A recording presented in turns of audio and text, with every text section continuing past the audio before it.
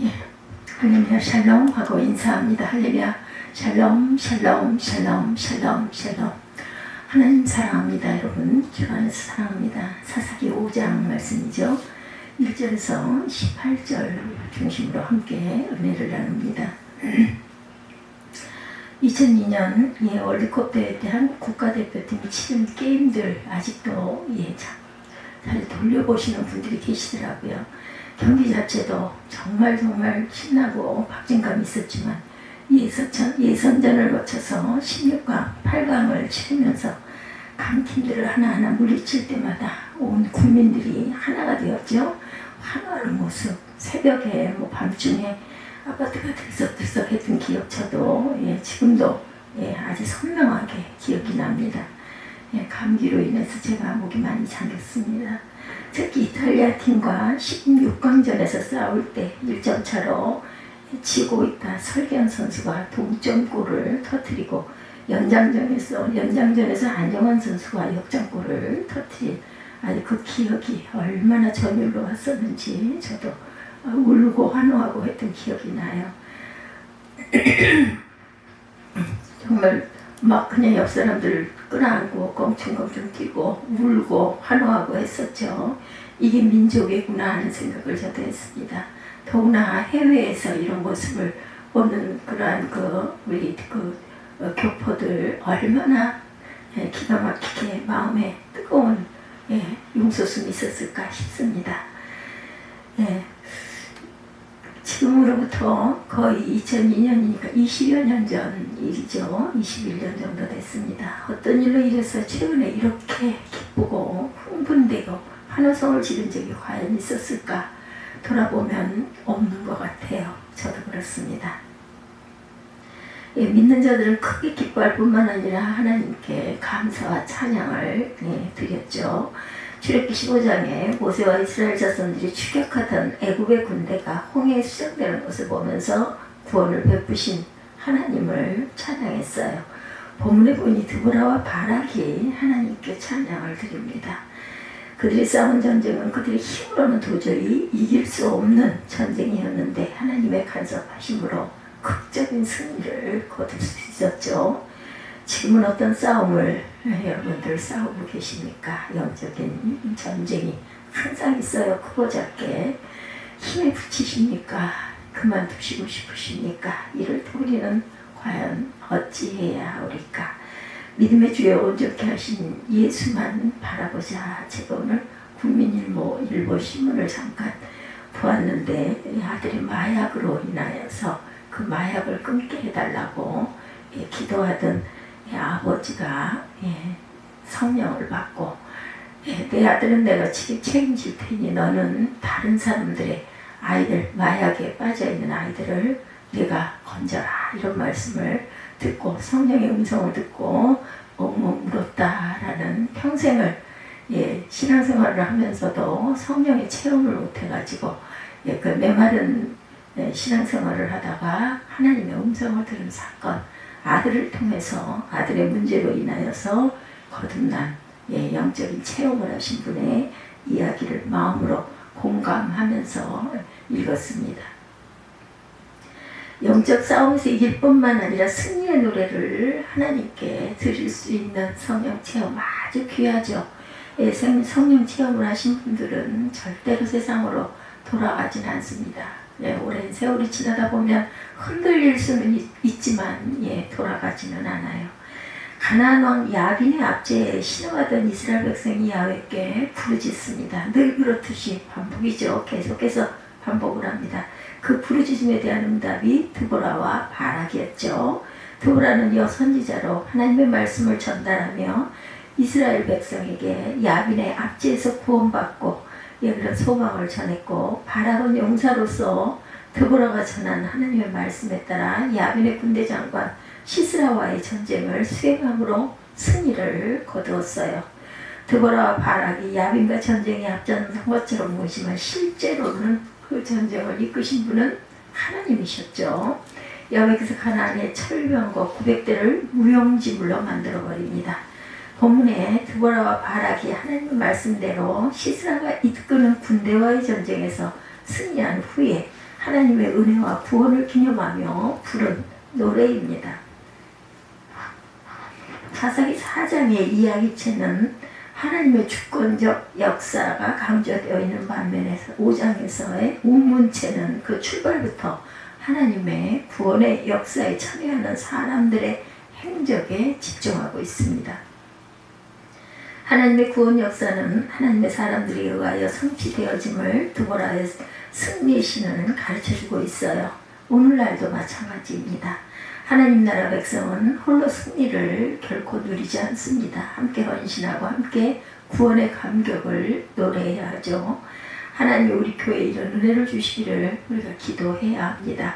하나님의 뜻대로 행하되 서로를 격려하며 위로하고 주신 사명을 잘 기쁨으로 감당해 나가야겠죠. 서로서로 간증하고 위로하면서 기쁨으로 우리 각자에게 주신 하나님의 그 지금 사명을 잘 감당해야 합니다. 하나님이 우리 교회에 이런 은혜를 주시기를 기도해야 되죠. 하나님의 뜻대로 행하되 서로를 격려하고 주신 사명을 온전하게 바르게 감당할 줄 알아야 된다. 그래서 거듭 열매로 인해 드보라와 같이 하나님을 높여야 하겠죠. 찬양으로의 초대입니다. 1절에서 3절에 보면 드보라가 하나님의 역사를 찬양합니다. 1절에서 3절. 이날에 드보라와 아비노함의 아들 바락이 노래하여 이르되 이스라엘의 영솔자들이 영솔하였고 백성이 즐거이 헌신하였으니 야훼를 찬송하라. 너희 왕들아 들으라. 통치자들아 귀를 기울이라. 나 곧 내가 야훼를 노래할 것이요 이스라엘 하나님 야훼를 찬송하리로다. 야훼여, 주께서 세일에서부터 나오시고 에돔들에서부터 진행하실 때 땅이 진동하고 하늘이 물을 내리고 구름도 물을 내렸나이다. 산들이 야훼 앞에서 진동하니 저 시내산도 이스라엘의 하나님 야훼 앞에서 진동하였도다. 이렇게 감동하고 있습니다. 노래하다는 동사는 여성 단수형입니다. 그러므로 5장도 여전히 드보라를 핵심 인물로 여기며 그녀의 리더십을 강조합니다. 2절은 이스라엘의 지도자들과 백성의 헌신을 노래하고 야훼 외에 대한 찬송의 초대로 이루어지고 있죠. 여기 찬송하라로 번역된 동사 바라크는 영어로는 블레스이지만 우리말로 번역할 때는 상황에 따라 구별해서 사용해야 되죠. 사람이 하나님에게 바라크할 때는 찬송하다, 찬미하다로 번역합니다. 사람이 사람에게 바라크할 때는 축복한다고 축복한다 이렇게 말하죠. 자신이 누리는 복의 근원이 하나님이라는 사실을 인정하는 것입니다. 하나님의 사람에게 바라크할 때는 어떻게 번역할까? 복을 주다가 되어야 되겠죠. 우리는 상황에 상관없이 전부 축복한다고 사용하는 경향이 있는데 나눠서 구체적으로 번역을 해야 합니다. 축복의 축자는 빌축자죠. 하나님이 우리를 축복하신다고 하면 하나님이 누구에게 복을 주라고 빕니까? 개혁성경에 보면 상황에 따라 바라크를 정확하게 번역하고 있습니다. 너를 축복하는 자에게는 내가 복을 내리고 이렇게 번역되어 있죠. 예, 그들은 이같이 내 이름으로 이스라엘 자손에게 축복할지니 내가 그들에게 복을 주리라 이렇게 나뉩니다. 하나님을 찬양하는 일에 사람을 초대한 드보라는 초대를 자신에게 적용하죠. 1인칭 대명사를 2번 사용합니다. 내가 노래하다와 내가 찬송하다 이렇게 말하면서 시인 자신이 이스라엘 하나님께 드리는 찬양을 강조해요. 드보라는 말 그대로 하나님이 베푸신 승리를 노래하고 있습니다. 야훼께서 오셨어요. 4절 5절에 보면 말씀하고 있죠. 야훼여 주께서 세일에서부터 나오시고 에돔 들에서부터 진행하실 때 땅이 진동하고 하늘이 물을 내리고 구름도 물을 내렸나이다. 산들이 야훼 앞에서 진동하니 저 시내산도 이스라엘의 하나님 야훼 앞에서 진동하였도다. 이렇게 말하고 있죠. 하나님이 베푸신 승리를 드보라가 노래합니다. 그래서 하나님을 찬양하는 일에 사람을 초대하고 자신도 동참하는 이유를 설명하죠. 하나님이 이스라엘 역사 가운데 임하셨기 때문이다. 야훼의 출정 모습이 소개되고 있어요. 당신의 백성을 도우시기 위해 세일 에돔에서 오시는 야훼를 신적 용사로 묘사합니다. 하늘과 구름이 물을 내리고 산들과 시내산이 진동하는 것은 하나님이 임하시는 징조였어요. 고대 근동의 이런 자연현상은 자체로 신성하게 여겼지만 성경은 그것을 전적으로 하나님이 하신 것이다 이렇게 말합니다. 드보라는 왜 세일과 에돔 시내산을 언급했을까요? 과거에 이스라엘 백성이 출애굽한 이후 세일과 에돔 시내산을 지날 때 여호와께서 그들과 함께 하시고 그들을 지키셨기 때문이죠. 특히 시내산은 야훼께서 이스라엘 백성과 언약을 맺으시고 그들에게 율법을 주신 곳이기 때문입니다. 그것은 야훼께서 이스라엘과 맺으신 언약 관계에 스스로 속박하시고 이스라엘의 하나님 야훼라 부르기를 주저하지 않았던 장소. 이스라엘은 언약 백성이에요. 그렇죠? 예, 야훼께서 이스라엘의 하나님이시고 이스라엘은 하나님의 자녀 백성입니다. 그런데 사사시대가 시작되면서 하나님을 알지 못하면서 하나님의 언약을 그만 잊어버리고 하기 시작을 하죠. 드보라는 자신들을 구원하신 하나님을 찬양하며 지나온 모든 역사 속에 하나님이 행하신 일들을 되새기고 기억합니다. 찬양과 감사는 야훼 하나님이 행하신 일을 기억할 때 동반되는 행위죠. 드보라가 6절에서 8절에 나타나죠. 아나세 아들 삼갈의 날에 또는 야헬의 날에는 대로가 비었고 길의 행인들은 오솔길로 다녔도다. 이스라엘은 마을 사람이 그쳤으니 나 드보라가 일어나 이스라엘의 어머니가 되기까지 그쳤도다. 무리가 새 신들을 택하였으므로 그때 전쟁이 성문에 이르렀으나 이스라엘의 4만 명 중에 방패와 창이 보였던가. 내 마음 이스라엘의 방백을 사모함은 이들 백성 중에서 즐거이 헌신하였으니 야훼를 찬송하라. 즐거이 헌신하였으니 야훼를 찬양하라. 이렇게 말하고 있죠. 드보라는 이스라엘에 닥친 위기 속에 절박했던 상황을 이렇게 자세하게 다양하게 묘사합니다. 삼갈의 날과 야헬의 날을 나란히 쓰고 있는 것은 드보라와 동시대의 사람들임을 보여주죠. 여기서 대로는 팔레스타인 땅, 특히 이스라엘 계곡을 가로지는 상인들, 그리고 그 경로를 가리킵니다. 상인들의 경로. 대로가 비었다는 표현은 대상무역 상인들이 사라졌다는 의미겠죠. 경제적인 어려움에 처한 상황을 묘사하고 있습니다. 행인들은 가나안 사람들이나 노력하는 자들을 피하기 위해 오솔길로 사이길로 다녀야 했다. 그들은 하나님을 떠나 악을 범한 대가를 이렇게 톡톡히 치르고 있다라는 거예요. 이런 상황은 드보라가 이스라엘의 어머니가 될 때까지 계속되었습니다. 이스라엘의 어머니라는 표현은 드보라가 온 이스라엘의 정신적, 종교적, 정치적 지도자로 인정받았음을 나타내죠. 이 표현은 시스라의 어머니 5장 28절에 나옵니다. 대조가 되죠. 이스라엘을 압제했던 가나안의 군대 장관 시스라의 어머니는 아들의 죽음을 알지 못한 채 헛된 희망 속에서 아들을 기다렸던 반면에 압제를 당하던 이스라엘은 이스라엘의 어머니 드보라를 통해 하나님의 임재와 구원을 경험합니다.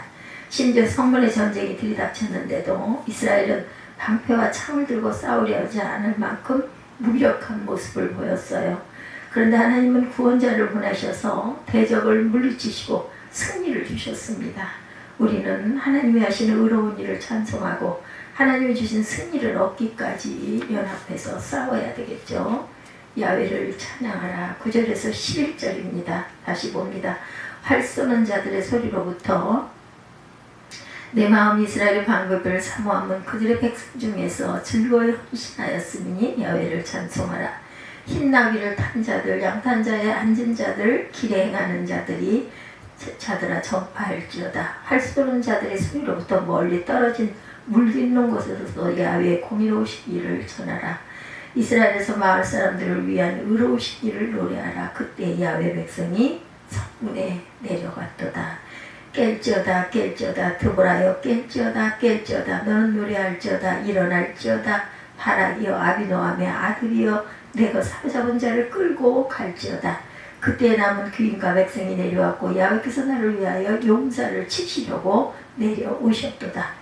에브라임에서 나온 자들은 아말렉의 뿌리 박힌 자들이요 베냐민은 백성들 중에 너를 따르는 자들이요 마길에게는 명령하는 자들이 내려왔고 스불론에게서는 대장군의 지팡이를 잡은 자들이 내려왔도다. 14장 14절까지 제가 읽어봅니다. 이사갈의 방백들이 드보라와 함께하니 이사갈과 같이 바락도 그의 뒤를 따라 골짜기로 달려내려가니 르우벤 시내가에 큰 결심이 있었도다. 15절까지 이렇게 증거하고 있어요. 9절은 2절에서처럼 백성의 헌신을 칭찬하며 하나님을 찬양한 일에 사람들을 초대했어요. 그렇죠? 내 마음이 이스라엘의 방백을 사모하면 그들이 백성 중에 즐거이 헌신하였으니 야훼를 찬송하라. 10절에 흰 나귀를 탄 자들과 양탄 자에 앉은 자들은 귀족이나 지배계층 길에 행하는 자들은 서민들을 의미하고 있습니다. 드보라는 하나님이 하시는 의로운 일을 증언하도록 모든 계층의 사람들을 다 부릅니다. 활 쏘는 자들이나 물깃는 자들에게 하나님의 의로우신 법적을 이렇게 말하라 이렇게 말하죠. 하나님이 이루신 구원은 악과 거짓을 물리치고 공의와 선을 완성하신 의로운 행동이다. 이 구원을 얻은 자는 모두 하나님께 엎드려 경배하고 찬양해야 합니다. 이스라엘의 의로운 행동이 10절에서 18절까지 이어집니다. 이 단락은 드보라를 향한 외침으로 시작하죠. 명령형이 반복이 돼요. 깰지어다 깰지어다 이렇게 시작이 되죠. 영적으로 깨어있도록 자신을 채찍질하고 있습니다. 드보라가 자신에게 노래하라고 말하면서 그 사건을 돌이켜보며 기뻐하죠. 드보라가 실제로 가장 중요한 역할을 했지만 직접적 구원자 역할을 한 것은 아니에요. 그녀는 선지자로서 하나님의 뜻을 전하는 역할을 합니다. 바락에게 일어날지어다라고 말하며 가나안 사람들의 핍박을 받고 있는 이스라엘의 현재 상황을 역전시키라고 명령합니다. 이 단락의 주제는 하나님의 전쟁에 누가 참여하였나인가에 관한 것. 이스라엘 12지파는 하나님이 주시는 승리를 얻기 위해 동참했으나 실상은 그러지를 못해요. 스불론과 납달리 지파는 자신들의 생명을 아끼지 않고 참전했으나 에브라임과 베냐민 그리고 이사갈 지파는 일부만 참여를 했죠. 에브라임에서 나온 자들은 에브라임 지파 사람들이라기보다는 에브라임 지역에 사는 아말렉 사람들을 가리키는 것 같습니다. 베냐민은 당시 이스라엘 백성 중에 그렇게 유력한 지파는 아니었지만 싸움에 참여했어요. 마길 즉 므낫세 지파에는 다스리는 자들 몇 사람만이 참여합니다.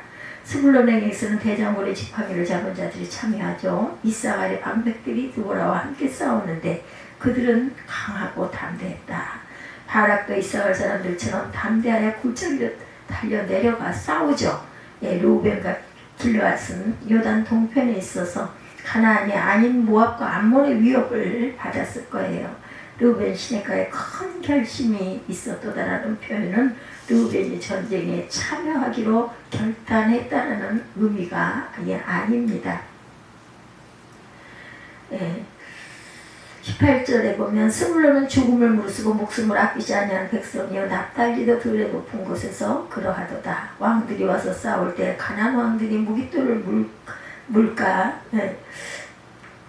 단악에서 싸웠으나 은을 탈취하지 못하였도다. 별들이 하늘에서부터 싸우되 그들이 다니는 길에서 시스라와 싸웠도다.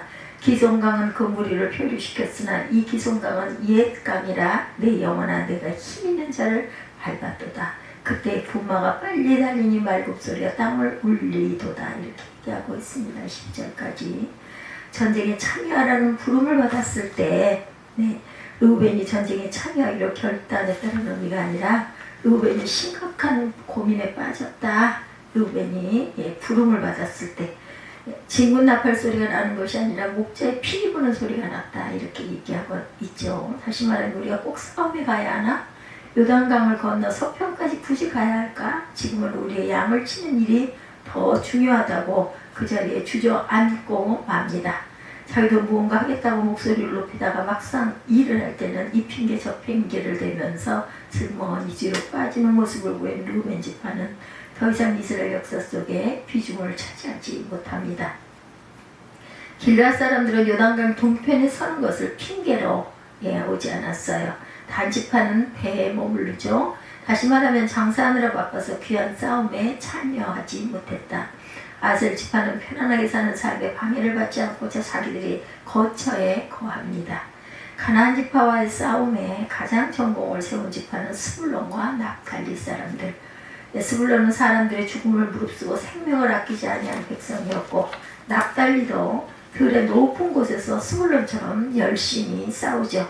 하나님의 백성들이 영적인 싸움을 싸울 때 하나님의 능력을 받게 되고 하나님의 복을 누리죠. 그러면 싸움에 참여하지 않은 지파들은 편안한 삶을 과연 누렸을까? 그렇지 않았죠. 르우벤 사람들은 길앗 동편 땅에서 계속 전쟁을 치릅니다. 다는 블레셋과 싸웁니다. 므낫세는 미디안의 침공을 당해요. 공격이 최선의 방어라는 말이 있죠. 영적인 전쟁, 믿음의 선한 싸움을 싸울 때 오히려 안전하고 하나님의 능력을 힘입게 된다는 것. 여기에 보면 가나안과의 전쟁에 헌신적으로 참여한 지파들과 참석하지 못한 지파들이 나뉘죠. 참석하지 않은 지파들의 이름이 성경에 기록되었다는 것은 하나님이 그들의 모습을 지켜보셨다라는 뜻입니다. 하나님이 기억하신다는 건 나중에 부끄러움의 심판대 앞에 서게 될 때 우리의 헌신의 정도에 따라 상급이 나뉘죠. 그날의 부끄러움을 당하지 않도록 깨어 있어서 항상 자원하는 신용으로 헌신하는 저와 여러분이 되시기 바랍니다. 하나님의 백성으로서 영적인 싸움을 해야 하는 우리는 과연 어떤 자세를 가져야 할까요? 하나님의 사역에 함께 참여해야 되겠죠. 여호수아서에 이스라엘이 하나됨을 감주하며 그런 하나됨을 통해 가나안을 정복했던 역사를 보여줍니다.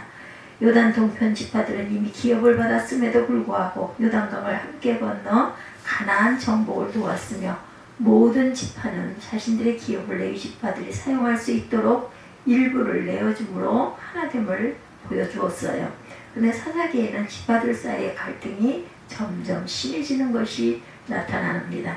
함께 참여하지 않았다는 것은 하나로 연합해야 할 이스라엘의 백성이 공동체 의식을 잃어버렸다는 것을 의미해요.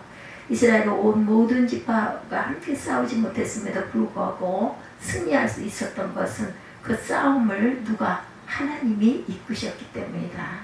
사사시대의 상황이 오늘날 교회 상황과 비슷합니다. 교회에 여러 직분이 있죠. 직분을 감당하도록 옆에서 권할 수는 있지만 본인이 자발적으로 원하지 않으면 그 섬김은 오래가지 못하고 기쁨이 되지 못해요. 또한 리더가 앞장서고 백성이 즐거워 헌신한 것처럼 모두가 자원하여 참여해야 한다. 리더가 되었다고 우쭐대서도 안 되고 뒤에서 따라간다고 부끄러워할 필요도 없습니다. 다 같이 하나님을 섬기는 자세로 참여하면 되죠. 팔짱만 끼고 가망만 하는 사람들을 통해 하나님은 일하지 않습니다. 자기가 하기 싫으니까 다른 사람이 일을 벌이는 것조차 싫어하고 그나마 하는 사람이 있으면 뒤에서 이랬다 저랬다 평가만 한다라고 하나님이 기뻐하지 않으신다라는 거죠. 부족한 가운데서도 하나님의 자녀들은 영적인 싸움을 할 때만 존재 가치가 있고 기쁨이 있고 하나님을 찬양할 자격이 있다라는 것. 하나님이 함께 기뻐하며 슬퍼하는 공동체가 되어야 되는 것이 영적인 하나님의 자녀들의 자세. 하나님을 높여야 되죠. 드보라는 하나님의 능력을 마음껏 소리 높여 찬양하며 승리의 근원이 하나님이심을 고백합니다. 드보라와 바락이 이스라엘에게 힘을 주신 야훼 하나님을 찬양할 때 그들과 함께한 이스라엘 사람들은 그들의 찬송을 들으며 그 자리에 가만히 있을 수가 없어요. 아마 덩실덩실 다윗처럼 춤을 추지 않았을까 싶습니다. 왜?